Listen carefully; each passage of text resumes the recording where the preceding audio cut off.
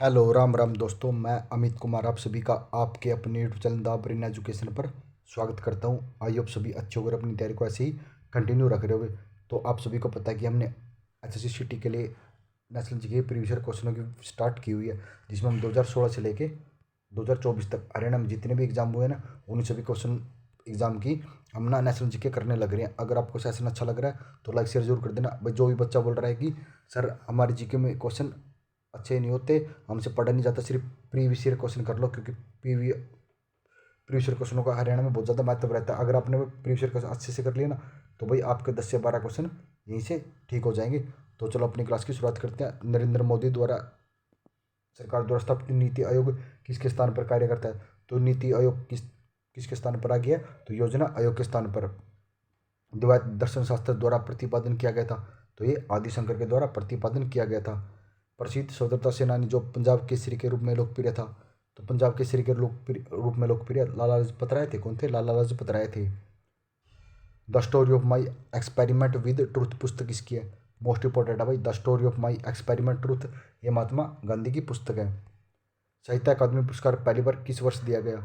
तो साहित्य अकादमी पुरस्कार पहली बार 1995 में दिया गया था। भारत में खालिस्तान समुद्री तट सबसे लंबा है, तो कौन सा है? मरीना, जो कहाँ पे है? मुंबई में। भाई कुछ बच्चे बोल रहे हैं कि सर थोड़ा सा स्लो पढ़ाओ। भाई अब ये स्लो पढ़ने का टाइम ही नहीं है, ये सिर्फ ना पीवाई की क्वेश्चन है। पीवाई क्वेश्चन हो, जितना जल्दी आप एक दो बार रिवीजन कर लोगे ना, उतना आपके लिए बेस्ट रहेगा। विधानसभा की द्विसदन व्यवस्था में हमारे पास सदन होता है, कितने होते हैं हमारे पास सदन? 2 सदन होते हैं। खालिस्तान ओडिशा की नृत्य विधा थी, कौन थी नृत्य विधा? तो ये ओडिसी थी। पानीपत की दूसरी लड़ाई किस वर्ष लड़ी? तो पानीपत की दूसरी लड़ाई 1556 में लड़ेगी। पानीपत की पहली लड़ाई 1521 में, और पानीपत की तीसरी लड़ाई 1761 में लड़ी गई थी। सम्राट अशोक खालिस्तान राजकुल से थे, तो सम्राट अशोक मौर्य राजकुल के थे। निम्नलिखित में से कौन सा देश विश्व में कॉफी का सबसे बड़ा उत्पादक है? तो विश्व में कॉफी का सबसे बड़ा उत्पादक देश कौन सा है? तो ये ब्राजील देश है। तो ब्राजील देश विश्व में कॉफी का सबसे बड़ा उत्पादक नृत्य है, ओ सॉरी नृत्य नहीं, उत्पादक देश है। कथक खालिस्तानी नृत्य विद्या है, तो कथक कहाँ का? तो कथक उत्तर भारत का। अगर पूछे तो मोस्टली उत्तर प्रदेश का, लेकिन अगर आपसे पूछे उत्तर भारत का ही है। पानीपत की पहली लड़ाई लड़ेगी बाबर और इब्राहिम लोदी के बीच, इसमें बाबर की विजय रही थी। कब लड़ी थी? 1521 में पानीपत की पहली लड़ाई को लड़ा गया था। मुगल राजवंश का अंतिम शासक कौन था? तो मुगल राजवंश का अंतिम शासक बहादुर शाह द्वितीय थे। शरण में बेलगोला में तीर्थ स्थान है, कौन सा है? तो जैन का है। डिस्कवरी ऑफ इंडिया खालिस्तान द्वारा लिखी गई, तो discovery of India Jawaharlal Nehru के द्वारा लिखी गई। भाई अपना जितने भी इंपॉर्टेंट बुक है ना, उन बुक को अच्छे से पढ़ लेना, क्योंकि हरियाणा के एग्जाम में एक बुक पक्की पूछी जाएगी। अगर आप बोलोगे कि सर अलग से बुक करवा दो, तो अलग से मैं एक वीडियो में आपके लिए 100 से 150 बुक हमने ना नोट की हुई हैं, मैं आपको 100 से 150 बुक अच्छे से कवर करवा दें, अगर आप सभी बोलोगे तो। भारत में मुख्य न्यायमूर्ति की नियुक्ति कौन करता है? तो मुख्य न्यायमूर्ति की नियुक्ति राष्ट्रपति के द्वारा की जाती है। भंगड़ा खालिस्तान राज्य का नृत्य है, तो भंगड़ा कहाँ का है? तो भंगड़ा पंजाब राज्य का नृत्य है। भारत में खालिस्तान महीने तक वर्षा का मौसम रहता है, तो भारत में वर्षा का मौसम जून से सितंबर तक रहता है। कपास की खेती बाड़ी खालिस्तान मिट्टी में की जाती है, कपास की खेती बाड़ी काली मिट्टी में की जाती है।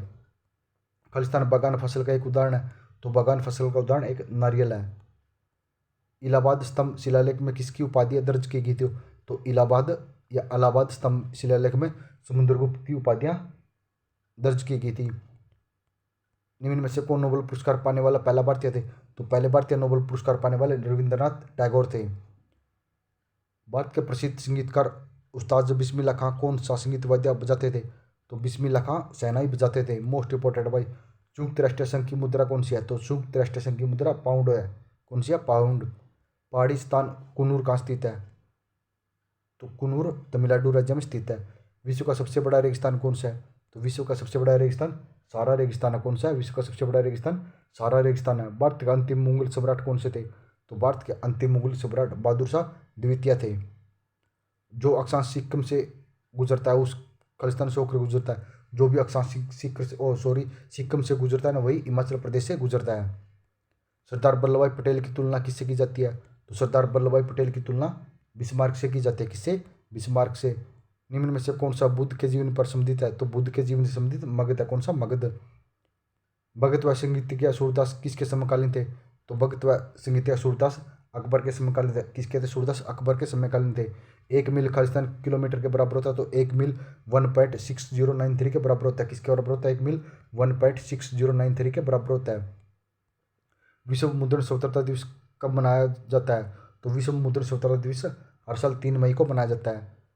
अगरतला किस राज्य की राजधानी है? तो अगरतला त्रिपुरा की राजधानी है। सत्यार्थ प्रकाश के लेखक कौन है? तो सत्यार्थ प्रकाश के लेखक स्वामी दयानंद है। राजस्थान का राज्य पशु कौन सा है? तो राजस्थान का राज्य पशु ऊँट है। कौन सा है? ऊँट है। किसे हरित क्रांति के जनक के रूप में जाना जाता है? तो हरित क्रांति के जनक के रूप में नॉर्बल बोरलोन को जाना जाता है। पेरिस करार किससे संबंधित है? तो पेरिस करार जलवायु परिवर्तन से। किससे? पेरिस करार जलवायु परिवर्तन से संबंधित है। कौन सा संस्थान भारत की राष्ट्रीय आय की गणना करता है? तो राष्ट्रीय आय की गणना केंद्रीय सांख्यिकी संगठन करता है। राष्ट्रीय ई शासन योजना कब शुरू की गई? तो राष्ट्रीय ई शासन योजना 2005 में शुरू की गई थी। भारत की सबसे लंबी नदी कौन सी है? तो भारत की सबसे लंबी नदी गंगा नदी है। कौन सी है? भारत की सबसे लंबी नदी गंगा नदी है।